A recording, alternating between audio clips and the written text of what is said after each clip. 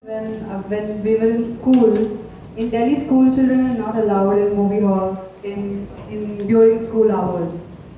So my first boyfriend and I were very fond of movies, as you can tell by my profession. So I used to get off the school bus from at the school gate, then take a rickshaw, and we had divided skirts and tops. So I used to wear like spaghetti inside and rolled up jeans till here, and just walk out like slowly, say hello to the teachers, walk out slowly, take the back exit, take a rickshaw and get to PVR Saket, I think.